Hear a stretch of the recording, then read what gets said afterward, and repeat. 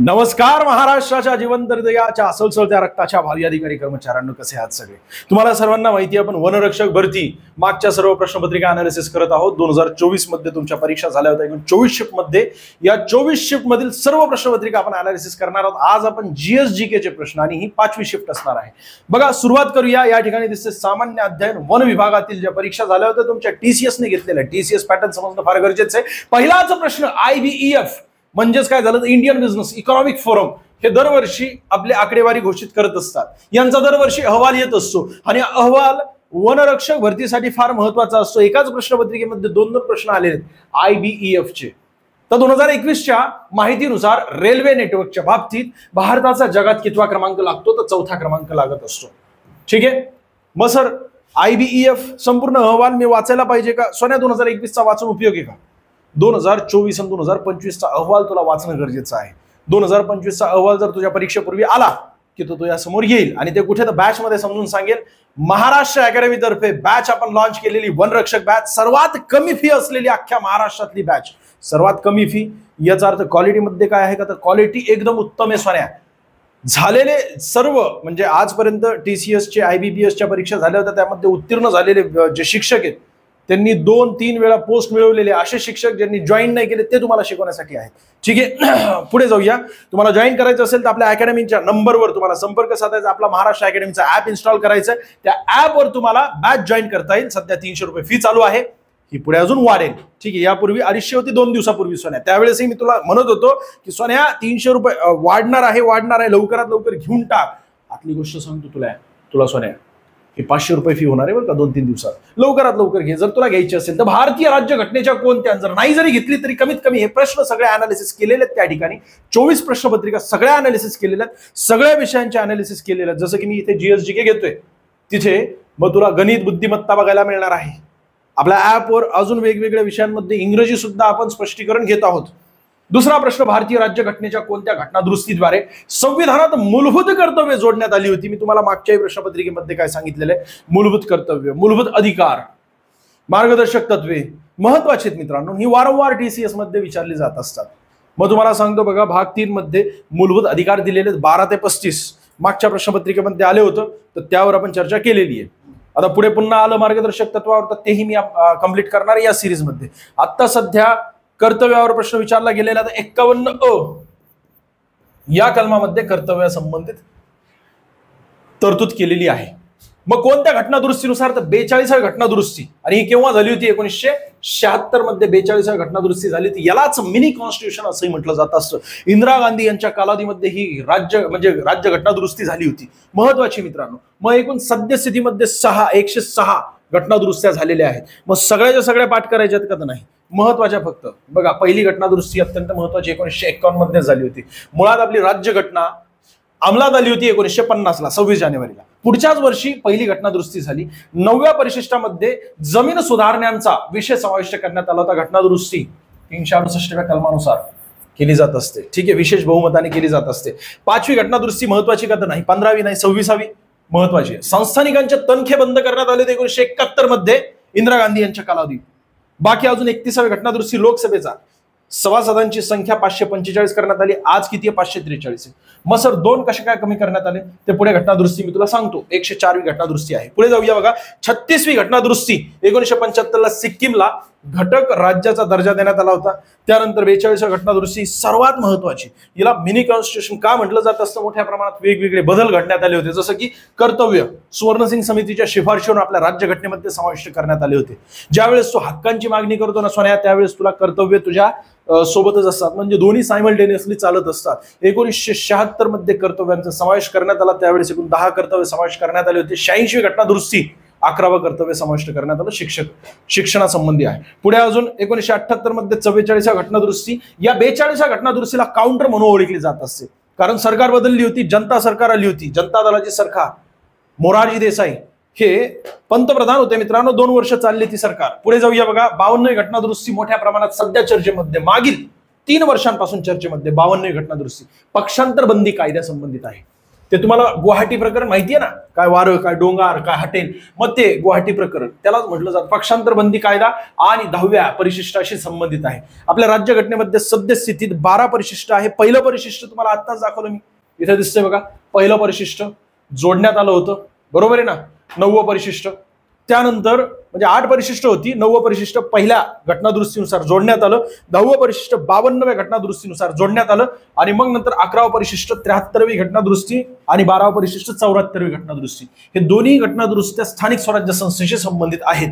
73वी घटनादुरुस्ती 24 एप्रिल 1993 मध्ये लागू करण्यात आली होती, म्हणून 24 एप्रिल हा दिवस पंचायत राज दिवस आपल्या देशामध्ये साजरा केला जात असतो, राष्ट्रीय पंचायत राज दिवस. आणि 74वी घटनादुरुस्ती 1 जून 1993 ला लागू करण्यात आली होती, आणि ते शहरी स्थानिक स्वराज्य संस्था किंवा नागरी स्थानिक स्वराज्य संस्था म्हणून ओळखली जात असते. ही ग्रामीण स्थानिक स्वराज्य संस्था म्हणून ओळखली जात असते. ग्रामीण स्थानिक स्वराज्य संस्था म्हटलं तर ग्रामपंचायत आहे, पंचायत समिती, जिल्हा परिषद. महत्वाचे हे 3 स्तर आहेत. बलवंतराव मेहता समितीने सांगितले होते. बलवंतराव मेहता समितीची स्थापना सोन्या एकदा सुरू झालं ना, रट्टाच चालू होत असतो आपला, हे सगळं गरम होत असतं, एवढा अभ्यास करावा लागतो. आणि मग नंतर येऊ दे ना परीक्षा, कोणती परीक्षा येऊ दे, ज्यावेळेस तू परीक्षा हॉलमध्ये जात असतो ना, सगळे बसलेले ठुसके वाटत असतात, कारण कॉन्फिडेंटली तुझा जबरदस्त अभ्यास झालेला असतो. तू ज्यावेळेस परीक्षा केंद्रामध्ये प्रवेश करत असतो, काना कोपऱ्यांमध्ये बसलेले असतात, बारीक बारीक चिठ्ठ्या घेऊन, ते चष्मे मोठमोठे नंबर असतात, आणि मग ते 4-4 पेन असतात या ठिकाणी वेगवेगळ्या रंगाचे, आणि मग बारीक लिहिलेलं ते वाचत असतात. म्हणजे शेवट 5-5 मिनिट राहिलेला असेल परीक्षेला, आता परीक्षा हॉलमध्ये जायचं 5 मिनिटापूर्वी सुद्धा ते पाठांतर करत असतात. वर्षभर तू काय केलं होतं, म्हणजे तू करत काय होता सोन्या, फुटाने खात होता का वर्षभर लायब्ररीमध्ये? वर्षभर जबरदस्त अभ्यास केलेला, गरज नाही येते, आणि त्याला बघून तू घाबरत असतो. अजिबात घाबरायचा विषय नसतो. एवढा सुंदर जर अभ्यास केला तू, मागच्या प्रश्नपत्रिका अनालिसिस केल्या, तू स्वतःचं सिलेबस बनविलं, आणि हे आपले एकूण 24 सिरीज जे आहेत तू बऱ्यापैकी सुंदररित्या बघितल्या, सगळ्यांची नोट्स काढली, कॉन्फिडन्स तुझ्यामध्ये आला सोन्या. ज्यावेळेस तू अभ्यासाला बसतोस त्यावेळेस तुला लक्षात येतं की नेमकं काय महत्वाचं आहे. किती मोठं पुस्तक असू द्या, 700-800 पेजेसचं पुस्तक असू द्या, पण त्यातलं महत्वाचं काय ते तू लगेच शोधून काढत असतो, कारण तुला TCS पॅटर्न वनरक्षकच्या 24 प्रश्नपत्रिका अनालिसिस केलेल्या आहेत. सध्या चालू आहे 5वी प्रश्नपत्रिका, अजून 19 प्रश्नपत्रिका बाकी आहे. शेवटपर्यंत फक्त राहा सोन्या, तुला अजिबात टेन्शन घ्यायची गरज नाहीये, अजिबात घाबरू नको. वनरक्षक परीक्षेसाठी 120 प्रश्नांची म्हणजे 60 प्रश्नांची असते, 120 गुणांची असते. तुला कमीत कमी 45 ते 50+ मार्क मिळवायचे आहेत, म्हणजे 50+ प्रश्न बरोबर येणं गरजेचं आहे. बाकी अजून 85 घटनादुरुस्ती आहे. सरकारी नोकऱ्यांमध्ये अनुसूचित जाती आणि जमातींना भरतीमध्ये आरक्षण देण्यात आलं होतं 2001 मध्ये. ठीक आहे, सरकारी नोकरीमध्ये प्रमोशन मध्ये आरक्षण देण्यात आलं होतं बरं का. पूर्वी प्रमोशन मध्ये आरक्षण नव्हतं. 16वे आपले कलमामध्ये दिलेले. 86 घटनादुरुस्ती ही फार महत्वाची. 86व्या घटनादुरुस्तीनुसार शिक्षणाला जीविताचा अधिकार मिळाला होता. म्हणजेच काय तर 6 ते 14व्या गटातील मुलींना मोफत व सक्तीचं शिक्षण देण्याचं काम सरकारचं आहे. तुझं कर्तव्य 51 मध्ये 11वं कर्तव्य, त्याला के असं म्हटलं जात असतं. तुझ्या समोर समजा एखादा बालक दिसतोय जो की शिक्षणापासून वंचित आहे, तुला त्या बालकाला शिक्षणापर्यंत पोहोचवायचं आहे. आणि मार्गदर्शक तत्व त्यामध्ये सुद्धा 45 कलमामध्ये दुरुस्ती करण्यात आली. ती फार डीप मध्ये सुंदर येते, सगळ्या गोष्टी समजून घ्यायच्या. कसाही आला प्रश्न तरी सुद्धा यायला पाहिजे या उद्देशाने. बाकी या ठिकाणी या पेजवर आपल्याला काय दिसतंय तर बघा, घटनादुरुस्ती कोणती 91वी घटनादुरुस्ती गरजेची नाही, पण 93वी घटनादुरुस्ती. अल्पसंख्याक शैक्षणिक संस्था वगळता खासगी विना शैक्षणिक संस्थांमध्ये सामाजिक आणि शैक्षणिकदृष्ट्या मागासवर्गीयांसाठी आरक्षण हे नेमकं काय ते तुला समजून सांगावं लागेल. 97वी घटनादुरुस्ती फार महत्वाची. सहकारी संस्थांना संविधानिक दर्जा देण्यात आला होता. सहकारी कायदा सर्वात अगोदर आपल्या देशामध्ये केव्हा लागू करण्यात आला होता? 1904 मध्ये लॉर्ड कर्झन याच्या कालावधीमध्ये. लॉर्ड कर्झन याला औरंगजेबची उपमा कोणी दिली होती असा आपल्याला प्रश्न विचारला जातो. लोकमान्य टिळकांनी दिली होती. पुढचा मुद्दा तो म्हणजे या ठिकाणी अजून पुढचे बघा घटनादुरुस्ती. यामध्ये 97 झाली. 99वी घटनादुरुस्ती ते कोलिजियन पद्धत म्हणजे सर्वोच्च न्यायालयाच्या न्यायाधीशांची निवड, उच्च न्यायालयांच्या न्यायाधीशांची निवड कशा प्रकारे होत असते ती कोलिजियन पद्धत होती. ती पद्धतच रद्द करण्यात आली सरकारकडून. राष्ट्रीय न्यायिक नियुक्ती आयोगाची स्थापना करण्यात आली या घटनादुरुस्तीनुसार, परंतु सर्वोच्च न्यायालयाने त्याला रद्द करण्यात आलं. नेमकं हे काय असतं हे तुला समजून सांगावं लागेल सोन्या. कळते का तुला? म्हणजे महाराष्ट्रातील कोणत्याही परीक्षा असो, भले ते ग्रुप बी, ग्रुप सी आणि ग्रुप डी च्या परीक्षा असो, आपल्याला उत्तर यायलाच पाहिजे. या पद्धतीने उदाहरणांच्या माध्यमातून शिकणं गरजेचं. 101वी घटनादुरुस्ती अरे तुला 1000 वेळा विचारली गेलेली. 1 जुलै 2017 ला जीएसटी लागू झाला होता. 101वी घटनादुरुस्तीनुसार वस्तू आणि सेवा कर, गुड्स अँड सर्व्हिस टॅक्स असं म्हटलं जात असतं. आपल्या महाराष्ट्राचे किंवा राज्यांचे एकूण किती? 9 प्रकारचे कर आणि केंद्राचे किती? 8 प्रकारचे अप्रत्यक्ष कर. हे सर्व अप्रत्यक्ष कर एकत्रित करण्यात आले, झाले किती? 17. 2017 आणि 17 लक्षात ठेव. तर 2017 मध्ये हे सर्व काही एकत्रित करण्यात आले कर आणि ते एकच कर, अप्रत्यक्ष कर, सर्वात मोठा कर बनवण्यात आला. त्याला जीएसटी असं म्हटलं जात असतं. 102वी घटना दुरुस्ती फार महत्वाची. राष्ट्रीय मागासवर्गीय आयोगाची स्थापना करण्यात आली. म्हणजे राष्ट्रीय मागासवर्गीय आयोगाला आता संविधानिक दर्जा देण्यात आला. पुढचं म्हणजे पुढची घटना दुरुस्ती 103वी आर्थिक दृष्ट्या दुर्बल घटकांसाठी म्हणजे ईडब्ल्यूएस आरक्षण देण्यात आलं होतं, 10% आरक्षण. याच्या पुढची घटना दुरुस्ती ही सुद्धा फार महत्वाची आहे, 104वी घटना दुरुस्ती. यामध्ये जे अँग्लो इंडियन आहे ना, नेमकं अँग्लो इंडियन काय असतं हे माहित नाही तुला. अरे मी समजू शकतो सोन्या, मी सुद्धा तुझ्यासारखाच कॉप्या करून पास झालेला आहे. मला या सर्व गोष्टी माहिती नव्हत्या आणि सरांना प्रश्न विचारायला मी घाबरायचो, कारण सर कसे एकदम खतरनाक, एकदम तेलकट तोंड, आणि ते आले ते लगेच आवाज त्यांचा कडक, आणि त्यातल्या त्यात मी टुक्केगिरी करायचो, मागच्या मागं आवाज बिवाज करायचो. त्यात मी जर प्रश्न विचारला तर त्याला चान्सच मिळाला ठोके द्यायला. त्यापेक्षा आपलं जाऊ दे, नाही तर नाही, कळालं नाही तरी सोडून द्यायचं, पण पुढे त्रास होत असतो. या सर्व गोष्टी माहिती असायला पाहिजे. अँग्लो इंडियन समाज नेमका कोण असतो समजून सांगेल सो नाही, इथं जास्त डीपमध्ये जात नाहीत ना. 104व्या घटना दुरुस्तीनुसार अँग्लो इंडियन समाजाचे 2 सदस्य लोकसभेमध्ये राष्ट्रपतींद्वारे नामनिर्देशित केले जात असतात, ते आता रद्द करण्यात आलं. म्हणजे आता झाले किती, 545 - 2 करायचे, 543 सदस्य आता. आणि हे सगळे काय तर प्रत्यक्ष प्रौढ मतदान पद्धतीने निवडून येत असतात. म्हणजे ज्यांचं वय 18 वर्ष पूर्ण झालेले ते सर्वजण यांना निवडून देत असतात. 105वी घटना दुरुस्ती कायदा 2020चा आहे आणि यानुसार SEBC आरक्षण लागू करण्यात आलं. म्हणजे सामाजिक आणि शैक्षणिक दृष्ट्या मागासवर्गीय जे आहेत ना, आपापल्या राज्यांना ठरवण्याचा अधिकार देण्यात आला. म्हणजे महाराष्ट्र सरकारने SEBCचं आरक्षण दिलेलं आहे, बरोबर आहे की नाही. पण केंद्राच्या परीक्षा ज्यावेळेस तुम्ही फॉर्म भरत असता ते ओबीसी मध्ये गणलं जात असतं. पुढे जाऊया. पुढचा मुद्दा तो म्हणजे या ठिकाणी दिसतोय तुम्हाला, ओबीसी नाही, माझ्या मते ईडब्ल्यूएस मध्ये गणलं जात असतं. बघा, 106वी घटना दुरुस्ती कायदा 2020 महिला आरक्षण कायदा म्हणूनही याला ओळखलं जात असतं. 33% म्हणजे 1/3 जागा आता लोकसभा आणि विधानसभेमध्ये महिलांना आरक्षण देण्यात आलेलं आहे. पुढचा प्रश्न तुमच्या स्क्रीनवर दिसतोय, हा सुद्धा फार महत्वाचा प्रश्न आहे. खालीलपैकी कोणते विधान भारतीय राज्यघटनेच्या निर्मितीच्या संदर्भात अयोग्य आहे? अरे MPSCने अनेकदा विचारल्यात या तारखांवर प्रश्न. आता तुमचे TCS IBPS सुद्धा विचारायला त्यांनी सुरुवात केलेली. पहिला बघा पर्याय काय दिसतोय, 26 नोव्हेंबर. आपल्याला अयोग्य म्हणजे चुकीचं विधान ओळखायचं आहे. 26 नोव्हेंबर 1949 रोजी भारतीय राज्यघटना अंगीकृत करण्यात आली, म्हणजे स्वीकारण्यात आली. आपली राज्यघटना बनून पूर्ण झाली आणि एकूण 285 सदस्यांनी त्याच्यावर 84 सदस्यांनी सह्या केल्या. एकूण 299 सदस्यांनी आपली राज्यघटना तयार केली. तुम्हाला सर्वांना माहिती आहे ना, कॅबिनेट मिशन प्लॅन नुसार 389 सदस्य निश्चित करण्यात आले होते, पण 90 गेले. पाकिस्तानात राहिले किती, 299 सदस्य यांनी आपली राज्यघटना बनवली. पण शेवटी ज्यावेळेस सही करत होते त्यावेळेस एकूण 15 सदस्य गैरहजर होते. ठीक आहे, गरजेचं नाहीये ते, पण हे विधान अगदी बरोबर आहे. म्हणजे स्वीकारण्यात आली होती 26 नोव्हेंबर 1949ला, परंतु लागू करण्यात आली 26 जानेवारी 1950ला. पुढे जाऊया. 26 जानेवारी हा दिवस जो आहे तो आपल्या देशामध्ये प्रजासत्ताक दिवस म्हणून साजरा केला जात असतो. सोन्या, प्रजा म्हणजे आपण सगळे आहोत आणि आपली सत्ता आलेली आहे. आणि दुसरं म्हणजे 26 नोव्हेंबर हा दिवस संविधान दिवस म्हणून साजरा केला जात असतो. राज्यघटना तयार करण्यासाठी वर्ष 1946 पासून पुढील 3 वर्षांसाठी घटना सभेच्या सदस्यांची बैठक झाली. करेक्ट आहे. पहिली बैठक केव्हा झाली होती, 9 डिसेंबर 1946ला झालेली पहिली बैठक. केव्हा झाली, 9 डिसेंबर 1946ला.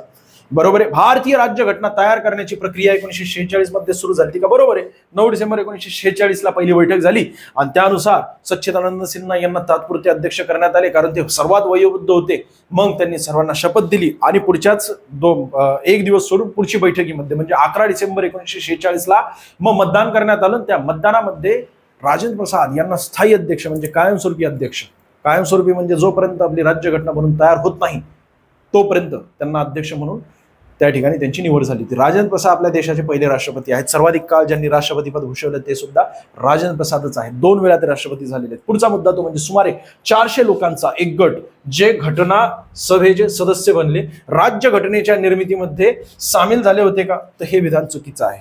सर सुमारे म्हटलेलं आहे, याचा अर्थ काय, तर 389 सदस्य. बघा नीट लक्ष देऊन, राज्यघटना आपल्या देशाची असावी यासाठी सर्वात अगोदर ज्या व्यक्तीने सांगितलं होतं की आपली राज्यघटना असावी कुठे, तर काँग्रेसच्या अधिवेशनामध्ये 1924च्या, ते म्हणजे M विश्वेश्वरय्या यांनी सांगितलं होतं मानवेंद्र रॉय यांनी सांगितलं होतं की आपली राज्यघटना असावी. सर्वात पहिले व्यक्ती. तसं म्हणलं तर महात्मा गांधी ज्यावेळेस पत्रकारांशी बोलत असताना इंटरव्ह्यू देत होते 1922 मध्येच. त्यांनी सांगितलं होतं आपल्या देशाची राज्यघटना असावी. मग पुढे वेगवेगळ्या समित्या स्थापित करण्यात आल्या होत्या. त्यामध्ये मुडीमल समिती आहे. त्यानंतर मग अजून सायमन गो बॅकचा नारा दिला होता. सायमन कमिशन एक आहे. मग 3 गोलमेज परिषद आहेत. 1935चा कायदा आहे. त्यानंतर मग पुढे आपली राज्यघटना अस्तित्वात येण्यासाठी त्रिमंत्री योजना आहे. आणि मग नंतर कॅबिनेट मिशन प्लॅन याच्यानुसार एकूण 389 सदस्य असतात आपल्या राज्यघटना बनवणाऱ्या समितीमध्ये, असं ठरवण्यात आलं. परंतु भारत आणि पाकिस्तान असे 2 देश तयार झाले. म्हणजेच काय, तर आपल्या देशामधून पाकिस्तान विभाजित झाला 1947लाच 15 ऑगस्टलाच. मग त्यावेळेस तिथली राज्यघटना अस्तित्वात येण्यासाठी त्या ठिकाणी 90 सदस्यांची ती समिती, म्हणजे एकूण 389 सदस्यांपैकी -90 केले, ते गेले पाकिस्तानमध्ये. आणि राहिले किती, 299 सदस्य. या 299 सदस्यांनी आपली राज्यघटना तयार केलेली.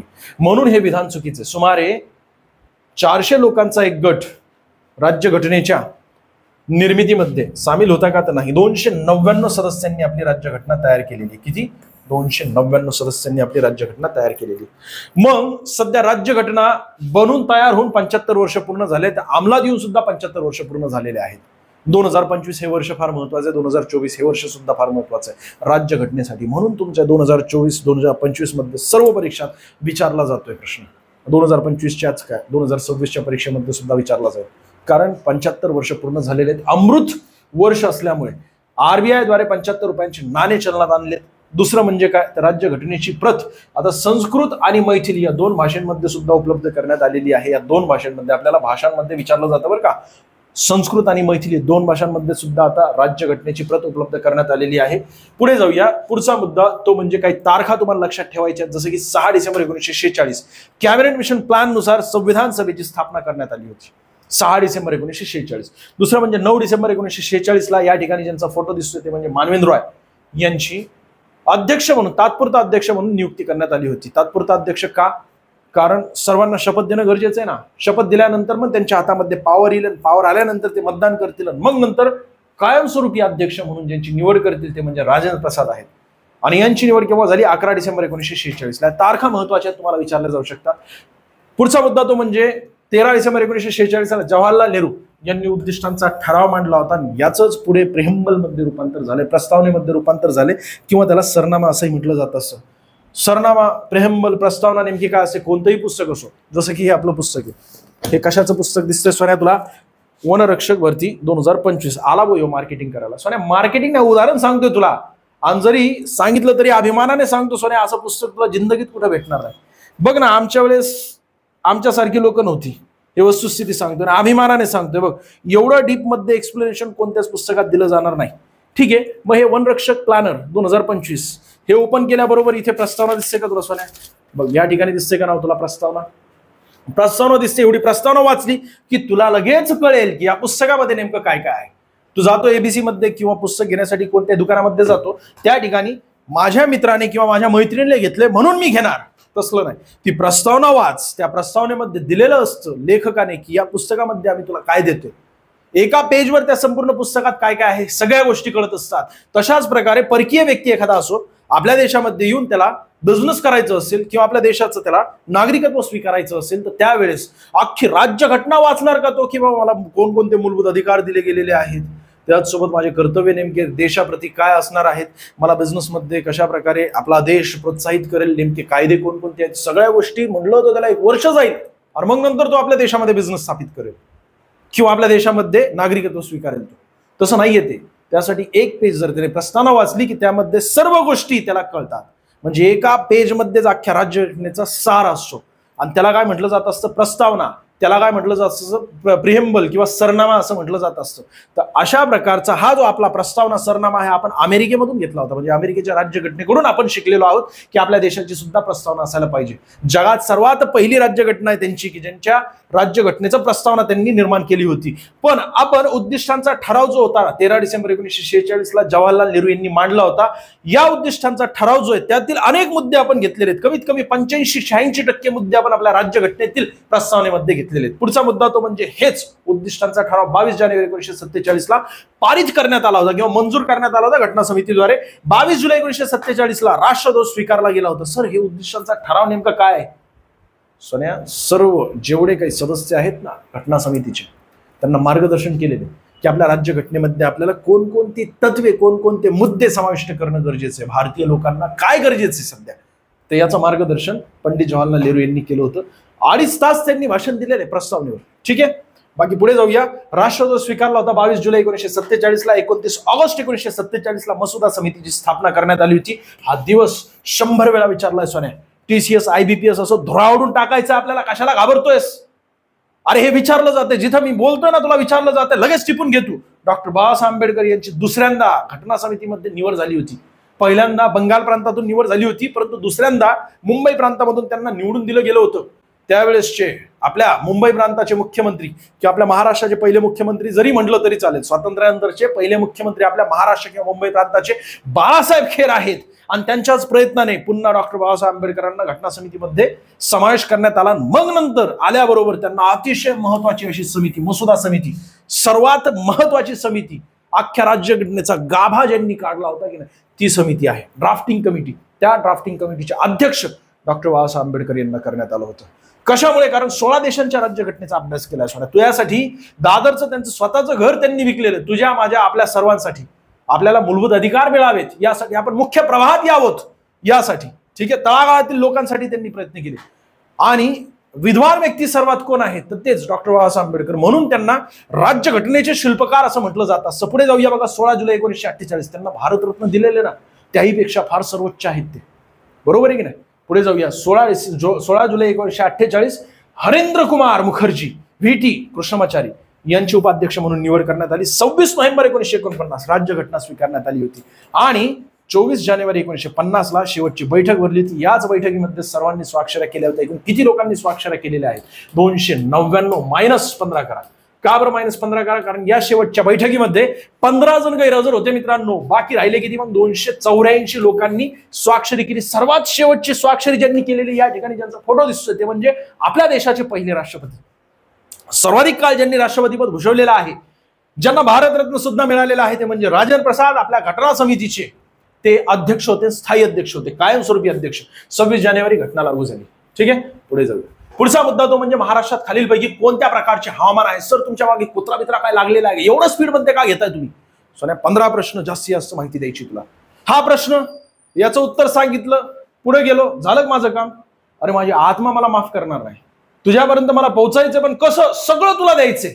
कळतंय का तुला? सॅटिस्फाईड करायचंय. तुला व्हिडिओ आवडत असेल तर लाईक कर. सोन्या असं काय करतोय? भरपूर माहिती आणलेली तुझ्यासाठी. अरे तुला असं परिपूर्ण करून टाकणार आहेस. महाराष्ट्रात खालीलपैकी कोणत्या प्रकारचे हवामान आहे? महाराष्ट्रात कशा प्रकारचं हवामान आहे? तर बघा, अर्धशुष्क प्रकारचे आहे का? तर करेक्ट आहे. उष्णकटिबंधीय मान्सून प्रकारचे आहे का? अतिउष्ण प्रकारचे आहेत का? समशीतोष्ण आहे. हे थंड प्रदेशामध्ये असतं. उष्णकटिबंधीय कुठं असतं? मान्सून वारे ज्या ठिकाणी मोठ्या प्रमाणात पाऊस पडत असतो. दुसरं म्हणजे अतिउष्ण प्रकारचे, ज्या ठिकाणी जास्त टेम्परेचर असतं, जसं की थरचं वाळवंट.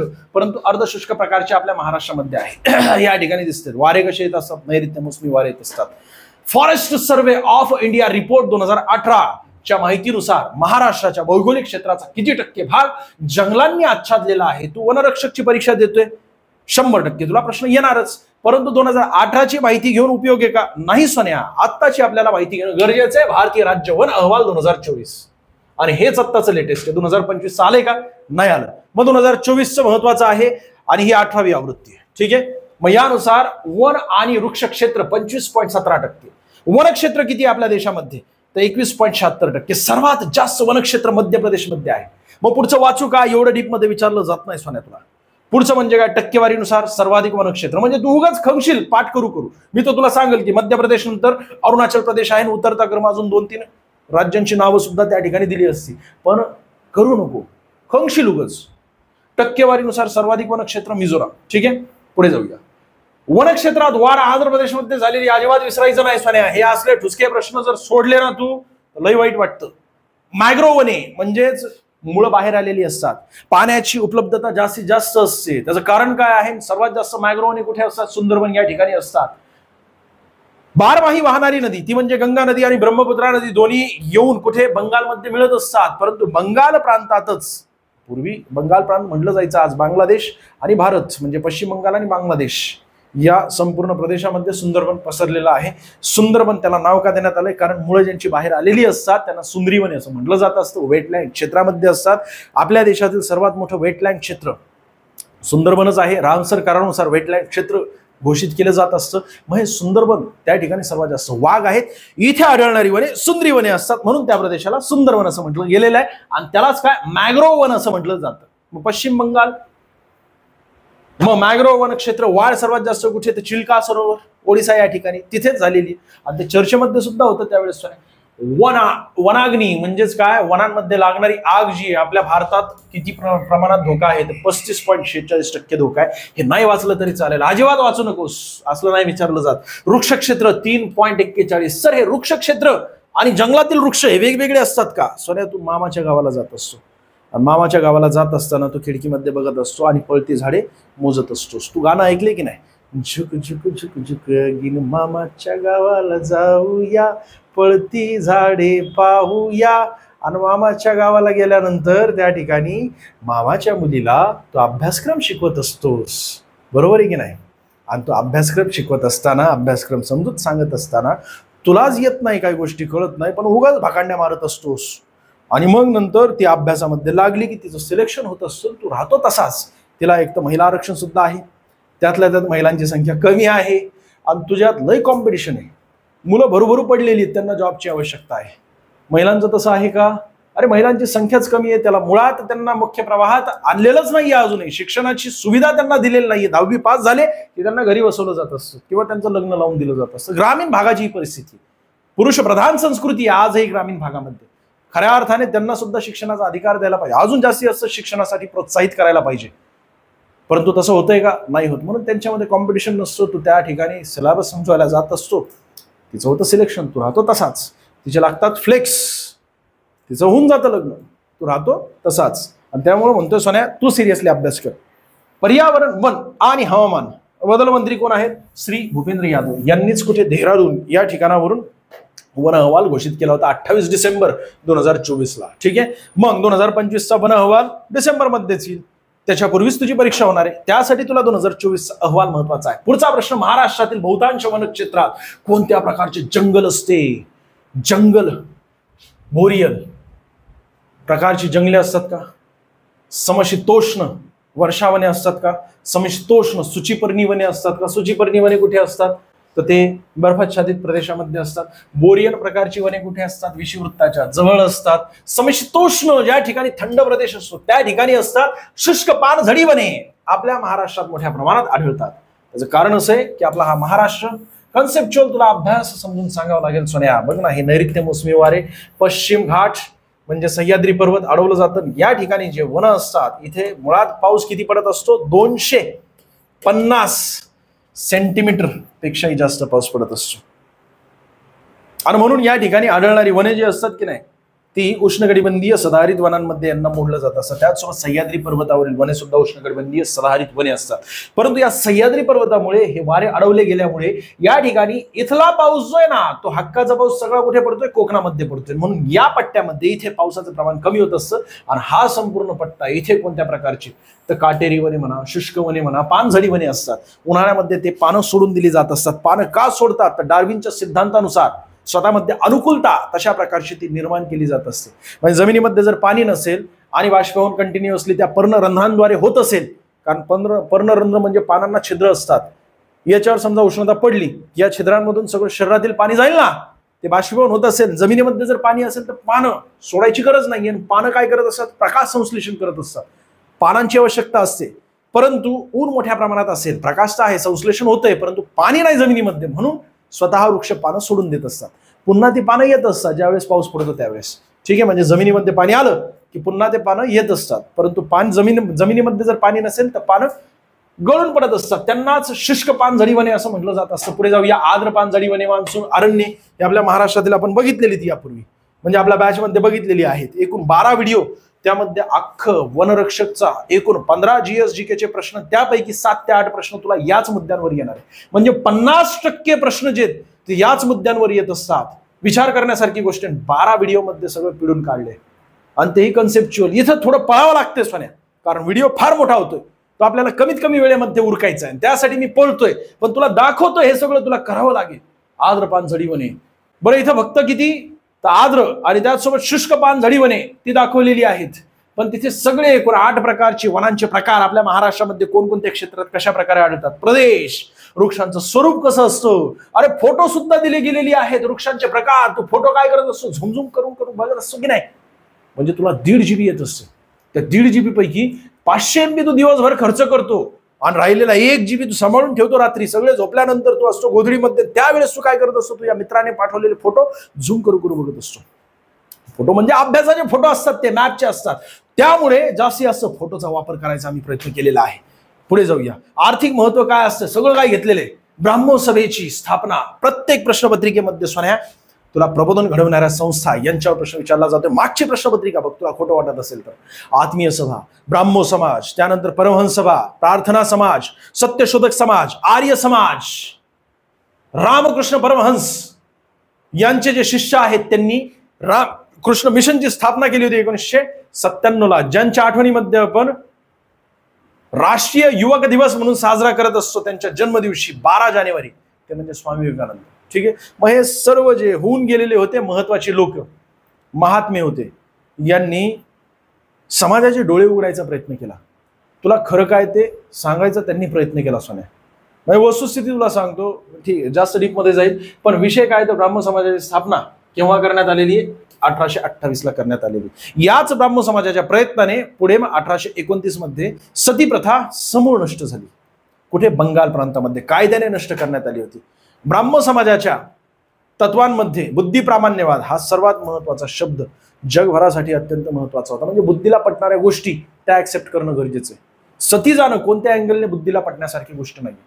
तुम्ही मंदिरामध्ये जाता, पाय धुवून जाता, त्याचं कारण काय, तुम्ही मंदिरामध्ये जाता म्हणजे तुमचं कॉन्सन्ट्रेशन वाढावं किंवा तुमचं डोकं शांत व्हावं या उद्देशाने जात असता, बाकी कोणताही उद्देश नसतो, असं मला पर्सनली वाटतं बरं का. मग ज्यावेळेस तुम्ही पाय धुवून आतमध्ये जाता, याचा अर्थ काय, तळ पायाला ज्यावेळेस गारवा लागतो त्यावेळेस तुमचं डोकं लगेच शांत होत असतं. झोपत असताना सुद्धा तुम्ही झोपण्यापूर्वी पाय धुवून झोपलात की बघा किती शांत झोप लागत असते. तुमचं मन शांत होणं गरजेचं आहे. जेवढे ग्रंथ लिहिलेले आहेत किंवा जेवढे धर्म गुरु होऊन गेले, सर्वांनी एकच सांगितलं की तुला आत्मीय ज्ञान कसा मिळवायचा आहे, तर तुझं मन शांत करणं गरजेचं आहे. त्यासाठी मेडिटेशन करणं गरजेचं आहे. हेच सांगितलं गेलं. म्हणजे बुद्धीला पटणाऱ्या गोष्टी ज्या त्या आपण ऍक्सेप्ट करू शकतो. बरोबर आहे. नाबार्डची स्थापना म्हणजे national bank for agriculture rural development. Agriculture म्हणजे काय, कृषी क्षेत्र. रूरल म्हणजेच काय तर ग्रामीण भाग. बरोबर आहे ना. ग्रामीण कृषी क्षेत्र जे आहे ना यांची डेव्हलप करायचे आणि त्यासाठी एक बँक स्थापित करण्यात आली. बँक म्हणजे काय तर वित्त पुरवठा करणारी ती एक संस्था होती. 1982 मध्ये त्याची स्थापना करण्यात आली. शिवरामन समितीच्या शिफारशीवरून ही संस्था जी आहे ती काय करते, कुठून वित्त पुरवठा करत असते तर अग्रक्रम कर्ज पुरवठा. आरबीआयने निश्चित केलं होतं बघा. हे ते तुला थोडंसं इकॉनॉमिक्स शिकवावं लागणार आहे आपल्या बॅचमध्ये. इथे फक्त लॉंग फॉर्म तुला विचारला, काय अडचण नाही. तुला पुढच्या परीक्षेमध्ये विचारलं गेलेलं आहे स्थापना आणि त्याचसोबत अग्रक्रम कर्ज पुरवठा पुढील पैकी कोणकोणत्या क्षेत्रामध्ये दिला जातो, गट ओळखायचा आपल्याला. हे सुद्धा तुला वनरक्षक मध्ये विचारलं गेलेलं. सध्या 5वीच प्रश्नपत्रिका चालू आहे. अजून बघ ना तू पुढे कशा प्रकारचे प्रश्न आहेत. जेवढं काही तुला दाखवतोय ना सोन्या, त्याच्या आसपासच प्रश्न पडणार आहेत. त्यामुळे सिरीज शेवटपर्यंत बघायची आहे. National bank for agriculture and rural development हेच याचं योग्य उत्तर. नॅशनल बँक फॉर ऍग्रिकल्चर, ऍग्रेरियल नाही, चुकीचं, ऍग्रिकल्चर. पर्याय क्रमांक 2 याचं योग्य उत्तर आहे. मग नाबार्डची स्थापना 12 जुलै 1982 ला झाली होती. नाबार्ड कायदा 1981 चा आहे. मुंबई या ठिकाणी मुख्यालय. उद्देश कृषी व ग्रामीण क्षेत्राला पतपुरवठा करून विकास करणे. नाबार्ड काय करत असतं, अग्रक्रम कर्ज पुरवठा. समजा एखाद्या बँकेने पूर्ण केला नाही, सर मला ते अग्रक्रम कर्ज पुरवठा काय असतो ते जरा मला नीट समजून सांगा. फार डीप मध्ये होईल तरी सुद्धा तुला सांगायचा मी प्रयत्न करतो. बघ, एखादी बँक आहे, वर्षभरामध्ये समजा ती 100 रुपये कर्ज देत असेल, तर या 100 पैकी तिने अशा क्षेत्रांमध्ये कर्ज देणे गरजेचे आहे की ज्या क्षेत्रांमध्ये कर्ज पुरवठा करायची आवश्यकता आहे. बरोबर आहे की नाही. नाही तर कर्ज पुरवठा कुणाला, अदानी अंबानीला करेल, कारण ते रिटर्न करणार आहेत, गॅरंटी आहे. बरोबर आहे. शेतकऱ्याला करतील का ते कर्ज पुरवठा, नाही करणार. तिथून रिटर्न करण्याची गॅरंटी फार कमी आहे. मग त्यासाठी त्यांना बंधन टाकण्यात आलं. 40% त्यांना त्या क्षेत्रामध्ये कर्ज पुरवठा करणं गरजेचंच आहे, असं आरबीआयने सांगितलं. भले ती परकीय बँक असो किंवा भारतीय बँक असो. मग विषय असा झाला की 40% जे पूर्ण करू शकलेले नाहीयेत आपला टार्गेट, त्यांनी कुठे पैसे जमा करायचे, नाबार्ड मध्ये पैसे जमा करायचे. मध्ये नाबार्ड काय करणार, हाच वित्त पुरवठा करणार राज्य सहकारी बँकांना देणार। राज्य सहकारी बँका त्या ठिकाणी प्राथमिक सहकारी बँकांपर्यंत तो कर्ज पुरवठा, जिल्हा सहकारी बँकांना पुरवणार आणि मग जिल्हा सहकारी बँका प्राथमिक सहकारी बँकांपर्यंत तो कर्ज पुरवठा करणार, म्हणजे तो पैसा निधी पोहोचवणार। आणि ह्या सगळ्या सहकारी बँका ज्या असतात की नाही, किंवा अग्रणी बँक योजना आहे, ते जिल्ह्यासाठी एक बँक असते, अशा अनेक वेगवेगळ्या योजना काढलेल्या शेतकऱ्यांपर्यंत कर्ज पुरवठा करणे। शेतकऱ्यांपर्यंत कर्ज पुरवठा करणे, दुसरं म्हणजे ग्रामीण विकास करण्यासाठी निधी उपलब्ध करून देणे, हे या नाबार्डचं काम आहे। बस टेन्शन घेऊ नको सोन्या, तुझाच विकास करायचा, तुला मुख्य प्रवाहात आणायचा, या उद्देशाने स्थापित करण्यात आले। बाकी तुला विचारलं गेलेले अग्रक्रम कर्ज क्षेत्र पुरवठा कोणकोणता आहे, तर एकूण कर्ज 40% कृषी क्षेत्राला, 18% द्यावं लागतं दुर्बल घटक ज्यामध्ये तू येतो सोन्या, 12%, सूक्ष्म उपक्रम यामध्ये सुद्धा तू येतो। जर तू ठरवलं सूक्ष्म उपक्रम म्हणजे पानटपरी चालू करायची, तुझ्याकडे पैसा नाहीये, कारण तू आप्पाला स्वप्न दाखवलेलेच, आप्पाला काय म्हटलेलं आहेस तू, 1 वर्ष द्या मी वर्दी मिळवून दाखवतो, आणि अकॅडमी मध्ये गेला त्या ठिकाणी दुसरेच कुटाणे करत बसलास तू। आणि ह्या दुसऱ्या कुटाण्यांमध्ये आप्पा दर महिन्याला तुला पैसे पाठवतात, एक तर फीस भरली 60-70 हजार रुपये अकॅडमी मध्ये, पळायचं नाव नाहीये तुझं, अभ्यास करायचं नाव नाहीये, आणि त्या ठिकाणी दुसरेच कुटाने तू करत बसलेला आहेस, त्यामुळे आणि तुला महिन्याला सुद्धा खर्च लागतोय 4-5 हजार रुपये। म्हणजे विचार कर तू एका वर्षामध्ये किती रुपये खर्च केले, 2-1 लाख रुपये तुझ्यावर खर्च केले की नाही। मग आप्पा काय म्हणणार, हे 2 लाख रुपये तुझ्या बिझनेससाठी ठेवले होते, काहीतरी पानटपरी वगैरे चालू करून देणार होतो मी तुला, बरोबर आहे ना, पण तू केलं का, नाही केलं, आणि म्हणून आता माझ्याकडे पैसे नाहीयेत, जायचं आपलं शेत आहे, काँग्रेस उपटायचे, विषय संपला, नाटकं करायचे नाही, तुला चान्स दिला होता, अख्खा 1 वर्ष दिला होता, टुक्केगिरी केली, भिकार चोटपणा केला, गपचूप जायचं कुठं शेतामध्ये, काँग्रेस उपटायचं, बरोबर आहे की नाही। मग तू कुठं पैसे घेणार, तर तुला देणार ना सरकार सोन्या, आणि सरकार देणार दुर्बल घटकामध्ये 12%, आणि सूक्ष्म उपक्रम तू दाखवायचा की मला पानटपरी चालू करायची। तू म्हणशील की सर मी पानटपरी नाही, मी मोठी दुकान एखादी चालू करेल, शोरूम चालू करेल, तसलं नाहीये ते, ग्रामीण भागामध्ये चालतं का रे, पानटपरी, चहाची दुकान, पंक्चरची दुकान, ह्याच दुकान असतात, हेच बिझनेस असतो, आणि तोच बिझनेस त्या ठिकाणी चालत असतो, म्हणून तू पानटपरी दाखवली की या ठिकाणी मला भाड्याने घेऊन अशा प्रकारे चालवायचे, सगळे काय डॉक्युमेंट तू जमा केले, तुला 7.5% पर्यंत म्हणजे सूक्ष्म उपक्रमाला कर्ज द्यावं लागत असतो, त्यामध्ये तू बसतोय, आणि म्हणून तुला कर्ज दिला जात असतो, बरोबर आहे। बाकी अजून काय, कर्ज पुरवठा न केल्यास RIDF म्हणजेच काय, अरे लई डीप मध्ये झालं रे, एवढं डीप मध्ये जाऊ नकोस, फक्त एवढं लक्षात ठेव, नाबार्डची स्थापना 1982 मध्ये शिवरामन समितीच्या शिफारशीवरून करण्यात आली होती। नाबार्ड तुला मुख्य प्रवाहात धरू आणणार आहे। बस पुढे जाऊया, खालीलपैकी कोणता जगातील असा एकमेव देश आहे जिथे वाघ आणि सिंह दोन्ही आहेत, आपला देश आहे। देश मेरे मेरी जान है तू, देश मेरे मेरी जान है तू, देश मेरे मेरी जान है तू, मिटाने से नहीं मिटते, डराने से नहीं डरते, वतन की ना। सोन्या सर्वात जास्त वाघ या ठिकाणी आहेत, मध्य प्रदेश, सर्वात जास्त राष्ट्रीय उद्याने मध्य प्रदेश मध्ये आहेत, आणि गिर राष्ट्रीय उद्यानामध्ये वाघ सुद्धा असतात आणि सिंह सुद्धा असतात। एकमात्र देश असा आहे जगातील ज्यामध्ये सिंह सुद्धा आहेत आणि वाघ सुद्धा आहेत। जगातील एकमात्र देश आहे की ज्या ठिकाणी सर्वात जास्त वाघ आहेत, 83% जगातील वाघांची संख्या, म्हणजे एकूण 83% वाघ आपल्या देशामध्ये, जगभरातील सर्व वाघांचं जर कॅल्क्युलेशन केलं तर प्रदेश सुंदरबन मध्ये सर्वात जास्त वाघ आहेत, आणि आपल्या भारतामध्ये सर्वात जास्त वाघांची संख्या मध्य प्रदेशमध्ये आहे। आणि वाघांची गणना 2022 ची तुला विचारली जाते, वनरक्षकशी संबंधित असल्यामुळे तुला दाखवतोय, यांचं तुला संरक्षण करायचंय, आणि यांच्याकडून तुझंही तुला संरक्षण करायचंय ना। तू त्या ठिकाणी ओके मध्ये जर थँक्यू झालास कामात असताना, विषय संपला तुझा, तुलाही कळणार नाही की तू केव्हा गेला, कळतंय का। बाकी यांचं अन्न होशील। पुढे जाऊया, सुरुवात 2006 पासून करण्यात आली व्याघ्र गणनेची, 2022 ची व्याघ्र गणना 5वी होती, 2006 पासून करण्यात आली व्याघ्र गणना। व्याघ्र गणना का केली जात असते, कारण जर तुला मोजलं ना सोन्या तर तुझा विकास केला जाईल। तशाच प्रकारे या ठिकाणी यांना मोजलं तर यांना मोजल्यानंतर कळेल की यांचा शिकार होतोय की नाही होते, यांची संख्या वाढते की नाही, यांची संख्या वाढवायची, आणि यासाठी संरक्षण म्हणून तुझी निवड करण्यात आली। तू वनरक्षक आहेस, तुला मोजलं म्हणजे काय, जनगणना व्हायची दर 10 वर्षांनी। आता 2021 ची जनगणना जर झाली असती तर कळालं असतं एकूण बेरोजगारीची संख्या किती आहे, आपल्याला मोजलंच नाही या वर्षी। कमीत कमी 10 वर्षांमध्ये एकदा तरी मोजलं जायचं सरकारकडून, तसंही आपल्याला कोणी मोजत नाही। तू समजा अकॅडमी मधून घरी गेलास, घरी गेल्यानंतर कुत्रे सुद्धा बघून भोगत नाहीत, हे नुसता रोजच दिसतो, पैसे संपले की येत असतो हे गावाकडं, आप्पांकडं पैसे मागायला. मग अशा प्रकारे आपल्याला कुणी मोजत नाही. आता कुत्रा सुद्धा भोगणं बंद केलेलं आहे आणि म्हणून लोकसंख्या सुद्धा मोजली नाही. जाऊया पुढे. 2006 पासून दर 4 वर्षांनी गणना होत असते. यावर लई वेळा प्रश्न विचारला बरं का, वाघांची गणना किती वर्षांनी होत असते. ही 5वी गणना होती. कॅमेऱ्यामध्ये मोजली गेली पहिल्यांदा.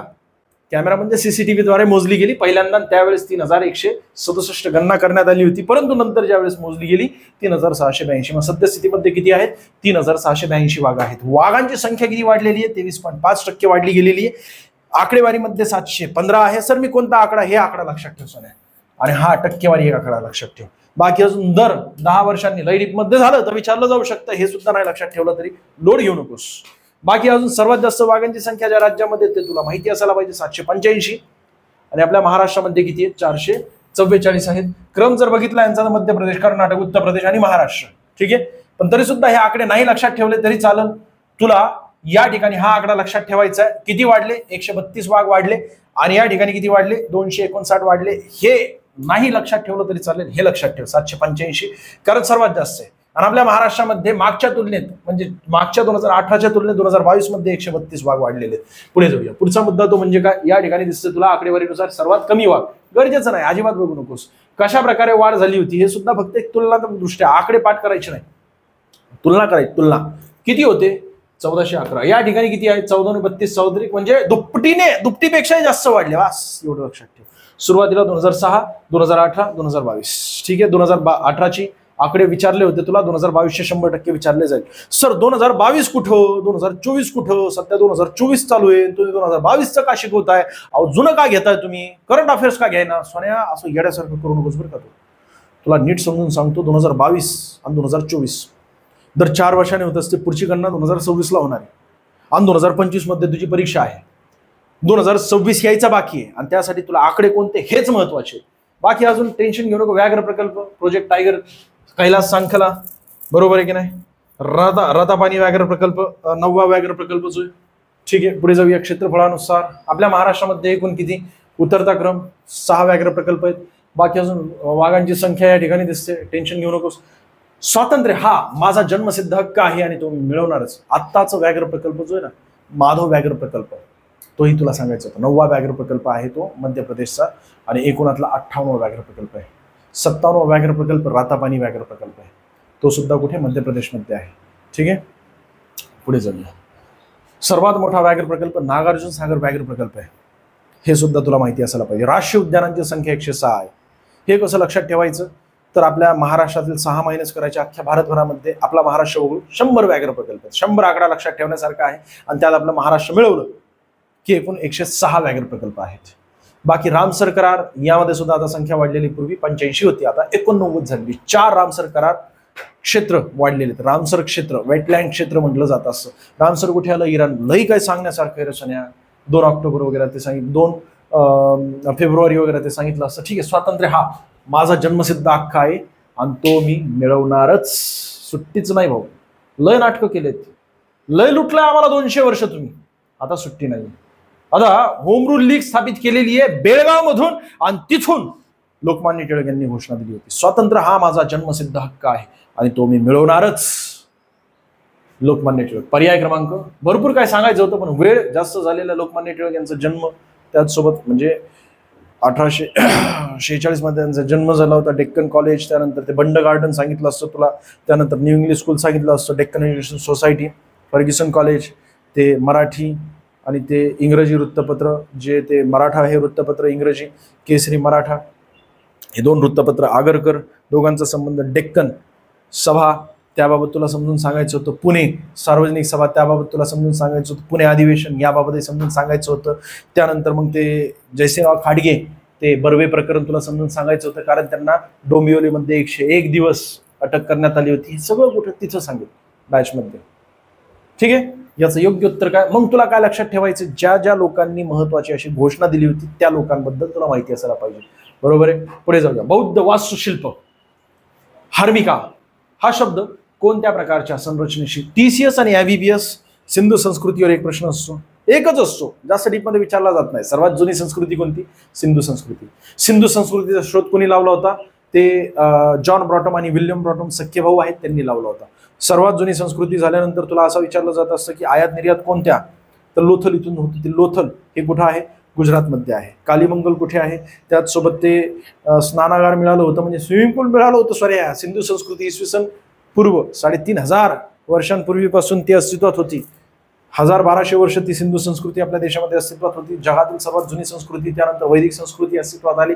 त्यावर एखादा प्रश्न असतो आला तर बौद्ध धर्म, जैन धर्म, या 2 धर्मांवर तुम्हाला प्रश्न विचारला जात असतो. या धर्मांचे संस्थापक कोण आहेत, त्याचसोबत ते महान पुरुष जे आहेत ना, त्यांना ज्ञानाची प्राप्ती कुठे झाली होती, त्यांच्या आयुष्य संबंधित काय महत्वाचे मुद्दे, त्यांचा धर्मग्रंथ कोणता होता, त्यांच्या काळात जो गाजलेले महत्वाचे जे हे आहेत, म्हणजे त्या काळात गाजलेले जे सम्राट वगैरे होते ना सोन्या, अशोक सम्राट, बुद्ध म्हटलं तर अशोक सम्राट, सम्राट अशोक. ठीक आहे. मग स्तूप आहे. सर हे स्तूप काय असतं, अशा प्रकारचं असतं सोन्या. ठीक आहे.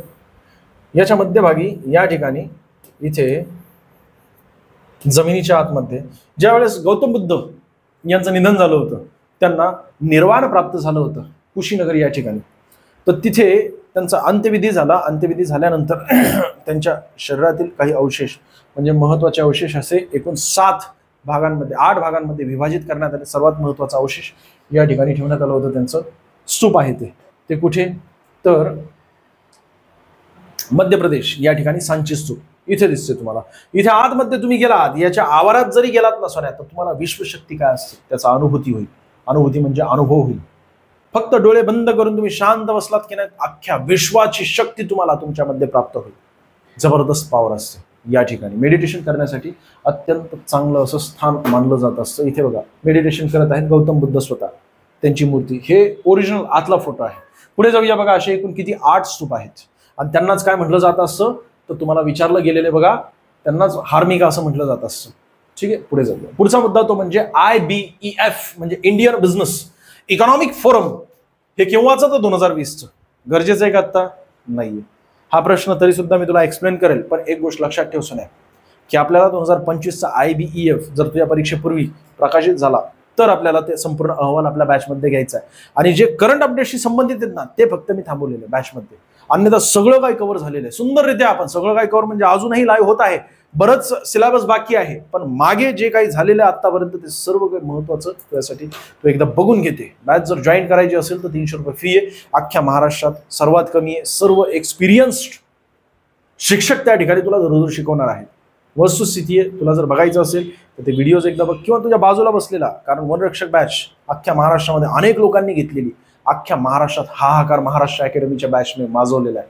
त्यामुळे तुझ्या बाजूला लायब्ररीमध्ये जो बसलेला आहे त्याला विचार, तू घेतली का, नाही घेतली आहे, महाराष्ट्र अकॅडमीची बॅच घेतली का नाही, पलीकडच्याला विचार. 100% घेतलेली असेल. 3 विद्यार्थ्यांमध्ये 1 विद्यार्थ्याने घेतलेली, असा ॲव्हरेज आहे आपल्या महाराष्ट्रात, म्हणजे आपल्या बॅचचा ॲव्हरेज आहे. मग त्यात तू विचार त्याला, त्याने घेतली असेल तर त्याला विचार की शिक्षक कोण कशा प्रकारे शिकवत असतात. 4 जणांना विचारल्यानंतर घे. सोन्या, रिचार्ज तिचा फोन आला तर तू 299चा रिचार्ज खपाक करून टाकत असतो. त्या ठिकाणी सपासप ते पासवर्ड टाकतो, 300 रुपये, ठीक आहे, करून टाकला तू रिचार्ज. पण तुला काय वाटतं, तू याशी बोलण्यासाठी रिचार्ज केलेलं आहे, पण तुला हे कळत नाही की तू स्वतः कॉल लावू शकतो की नाही, तिला कशाला पाहिजे रिचार्ज. पण ती रिचार्ज करत असते आणि ती म्हणत असते की मला समजा मिस कॉल द्यायचं असेल, मला नेट लागत असतं, तो याशी चॅटिंग करायला, रिचार्ज पाहिजे मला अभ्यास करायचा असतो, विषय वेगळाच असतो. रात्री पार 2-2 वाजेपर्यंत ऑनलाईन असतो विषय तो, तुलाही झोप येत नाही. मग नंतर तू रिचार्ज 200, 300, 299चा रिचार्ज करून टाकत असतो. या ठिकाणी 300 रुपयाची बॅच 10 वेळा विचार करणार, 10 लोकांना विचारणार. विचार कारण काय की चुकू नये म्हणून विचार. तुला कळलं की नेमकं काय क्वालिटी देत आहेत महाराष्ट्र अकॅडमीचे शिक्षक. महाराष्ट्र हा भारतातील सर्वात मोठा काय तर ऊस उत्पादक आहे का, नाही, तांदूळ उत्पादक. ऊस उत्पादकामध्ये सर्वात मोठा उत्तर प्रदेश आहे. साखर उत्पादनामध्ये आपला महाराष्ट्र प्रथम क्रमांकाचा आहे. ज्यूट उत्पादनामध्ये पश्चिम बंगाल आणि गहू उत्पादनामध्ये उत्तर प्रदेश. परंतु दर हेक्टरी उत्पादनामध्ये गहू सर्वात जास्त पंजाबमध्ये. पुढचा प्रश्न तो म्हणजे 2011 जनगणनेच्या माहितीनुसार भारतातील कोणत्या राज्यात अनुसूचित जातींची जनसंख्या सर्वाधिक आहे. 2011 जनगणना आपल्याला विचारली गेलेली. प्रत्येक परीक्षेमध्ये 2011 जनगणना विचारली जात आहे, म्हणजे याचा अर्थ काय सोन्या, तू 2011 जनगणना करून घेणं गरजेचं आहे. मध्य प्रदेश याचं योग्य उत्तर आहे. 1.6 कोटीपेक्षा जास्त लोकसंख्या अनुसूचित जातीची त्या ठिकाणी आहे मित्रांनो, सॉरी जमातीची ची आहे त्या ठिकाणी. त्याचसोबत भिल्ल जमात सर्वात जास्त मध्य प्रदेशमध्ये आढळत असते, तीही सातपुडा पर्वताच्या आसपास. ती सुद्धा कोणती जमात आहे? अनुसूचित जमातीमध्येच त्यांना मोडलं जात असतं. राज्याच्या एकूण लोकसंख्येच्या 21% लोकसंख्या भिल्ल जमातीची आहे, एवढ्या मोठ्या प्रमाणात. आणि आपल्या उत्तर महाराष्ट्रात भिल्ल जमात आढळते, ती कुठे? सातपुडा पर्वताच्या पायथ्याशी मोठ्या प्रमाणात किंवा सातपुडा पर्वतावर आढळते. जसं की तुम्हाला सर्वांना माहिती असेल, नंदुरबार, अस्तंबा त्याच्या आसपास, मध्ये गाविलगड टेकड्या त्याच्या आसपास तिथे. कारण काय? सातपुडा पर्वत महाराष्ट्रामध्ये त्या 2 ठिकाणामधून आतमध्ये प्रवेश करत असतो. पुढे जाऊया. पुढचा प्रश्न. 23 मार्च 1931 रोजी भगतसिंग, सुखदेव आणि राजगुरू यांना फाशी देण्यात आली. त्यावेळी भगतसिंग यांचे वय किती होते? वयाच्या 23व्या वर्षी त्यांना फाशी देण्यात आली. लाला लजपत राय लाठीचार्ज झाला होता. सायमन कमिशन गो बॅकचा नारा ते देत होते Lala Lajpat Rai. Simon commission go back म्हणजे सायमन तुम्ही पुन्हा जा. कारण अख्ख्या सायमन कमिशन मध्ये 7 सदस्यीय ती कमिशन होती, एकही भारतीय नाहीये. समजा तुझ्याबद्दल काही कायदे करायचे असतील तर तुला विचारलंच नाही आणि मनानेच कायदे केले तर कसं व्हायचं सोन्या? तुलाही सांगायला पाहिजे की नेमकं तुझ्याबद्दल काय कायदे करायचे. भारतीय नागरिकांना समजायला पाहिजे ना. भारतीय नागरिक त्या समितीमध्ये असायला पाहिजे. एकही भारतीय व्यक्ती नव्हता त्या समितीमध्ये, सगळे ब्रिटिश लोक होते. आणि आपल्या देशासाठी कायदे करण्यासाठी ती समिती अभ्यास करण्यासाठी आली होती, उगा दाखवण्यासाठी. त्यांनी अगोदरच कायदे तयार केले होते. आणि म्हणून लाला लजपत राय यांनी त्या समितीला विरोध केला. सायमन कमिशन गो बॅकचा नारा देत होते ते. त्यावेळेस सँडर्स यांनी लाठीचार्ज केला होता. त्या लाठीचार्जमध्ये लाला लजपत राय यांचं निधन झालं मित्रांनो. म्हणजे लाठीचार्ज एवढा जबरदस्त होता की 1 महिना ते आजारी पडले आणि त्या 1 महिन्यानंतर त्यांचं निधन झालं. त्याचा बदला भगतसिंग, राजगुरू आणि सुखदेव यांनी सँडर्सची हत्या करून घेतला होता. इमेजेसच्या माध्यमातून आपल्या बॅचमध्ये सांगावं लागेल. आणि खरंच मला फार आवडतं, आपल्या देशासाठी ज्यांनी प्राणाची आहुती दिली त्यांचा इतिहास सांगायला मला खरंच मनापासून फार आवडतं. तुला लय सुंदर आहे सांगेल बघ. चंदन सिंग यांच्याबद्दल तुला सांगावं लागेल, यांचा खून का केला होता. ठीक आहे. बाकी व्हाय आय एम अथिस्ट हा ग्रंथ कोणी लिहिला? भगतसिंग यांनी लिहिलेला आहे. आणि त्यांच्या ज्या दिवशी त्यांना फाशी दिली होती म्हणजे 23 मार्च 1931 या दिवशी फाशी दिली होती ना, म्हणून 23 मार्च हा दिवस शहीद दिवस म्हणून साजरा केला जात असतो. साजरा म्हणजे त्यांच्या आठवणीमध्ये शहीद दिवस हा केला जात असतो. बाकी वनरक्षक ऑनलाईन बॅच आपण लॉन्च केलेली आहे. मराठी, गणित, बुद्धिमत्ता, जीके आणि इंग्रजी सर्व विषय तुम्हाला 1 वर्ष व्हॅलिडिटी असणार आहे. IBPS आणि TCS पॅटर्न अख्खा तुझा फॉलो करून तो संपूर्ण मुद्दा आपण कव्हर करत आहोत. विठ्ठल बडे सर 2013 मध्ये त्यांना फर्स्ट अटेम्प्ट मध्ये PSI हे पद मिळवलं होतं मित्रांनो. त्यानंतर ज्ञानदेव बडे सर TCSच्या 2 परीक्षा ते पास झालेले आहेत, निवड PSI आहेत. ज्ञानेश्वर बांगर सर PSI मुलाखत त्यांनी दिलेली आहे, मुख्य परीक्षा सुद्धा दिली MPSCची. मी त्या ठिकाणी 2 विषय घेतोय, एक इकॉनॉमिक्स घेतलेला आहे, जॉग्राफी सुद्धा घेतलेला आहे. वनरक्षकचा स्पेशल भाग जो आहे ना तो मी स्वतः घेतलेला आहे. 2016 मध्ये मला एक पोस्ट मिळाली होती, वर्ग 2 ची होती. 2019 मध्ये पुरवठा निरीक्षक वेटिंग लिस्ट मध्ये होतो, वर्ग 2 चीच आहे ती पोस्ट. त्यानंतर TCS पॅटर्नच्या एकूण 5 परीक्षा दिल्या होत्या मी 2023च्या. 3 परीक्षांमध्ये आपलं सिलेक्शन म्हणजे वेटिंग मध्ये होतो. तुझी TCS पॅटर्न पिळून काढलेली सोन्या, अजिबात घाबरू नकोस. तुला जे पाहिजे ना ऍक्युरेट तुझ्यापर्यंत पोहोचवणार. जॉईन करायचं असेल तर 91 58 58 59 09 काय डाऊट असेल तर या नंबर तुम्हाला संपर्क साधायचा आहे. आपला ऍप आहे तो इन्स्टॉल केला नसेल तर करून घ्या. तिथे फ्री सेक्शन मध्ये भरपूर काही दिलेलं आहे. आम्ही जास्तीत जास्त फ्रीज दिलेलं आहे. आणि जर एखादी बॅच लॉन्च केली तर अतिशय कमी फी, 300 रुपये केवळ फी. ठीक आहे, 1000 रुपये फी होती परंतु आम्ही 300 रुपये केलेली आहे. कारण आम्ही तळागाळातील विद्यार्थ्यांना जवळून ओळखतो. आम्ही स्वतः तिथूनच आलेलो आहे, ग्रामीण भागाच्या होता. आम्हाला बऱ्यापैकी माहिती की विद्यार्थ्यांची गरज काय असेल, त्यांना काय द्यायला पाहिजे आणि किती रुपयापर्यंत त्यांच्याकडून त्यांना बॅच द्यायला पाहिजे. सर्वात कमी फी अख्ख्या महाराष्ट्रात आमचीच. ठीक आहे, काय चुकलं असेल तर क्षमा असू द्या. जास्तीत जास्त विद्यार्थ्यांना आपल्या व्हिडिओ संबंधित सांगा, आपल्या सिरीज संबंधित सांगा. धन्यवाद.